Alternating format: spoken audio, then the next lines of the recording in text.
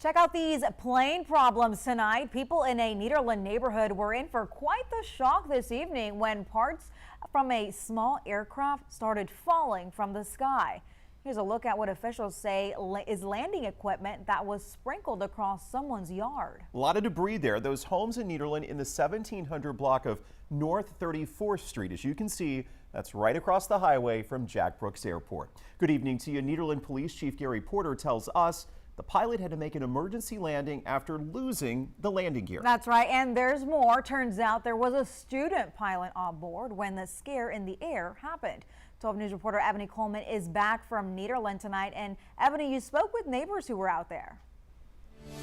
Right, guys, I spoke to the homeowner where the majority of the pieces of that plane's landing gear fell. He tells me while he didn't see the plane, but he heard it. All of a sudden I heard what sounded like an explosion.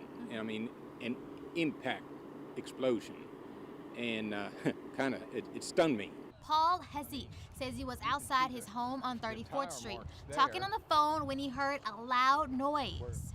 Again, we live in refineries all around us, so first thing comes to your mind is some sort of explosion. Maybe it was a car tire exploded. But it was this tire that fell off a small plane that was preparing to land at Jack Brooks Regional Airport. As I got closer to it, I realized it's an airplane tire, and I looked over to my right, and I could see what would be a rim or rotor to the tire. And then there was hydraulic hoses and disc brakes over in the middle of my yard. Alex Rupp, manager at the airport, says a pilot from the KUSA Aviation, a flight school based inside the airport, had taken out a student for a flying lesson.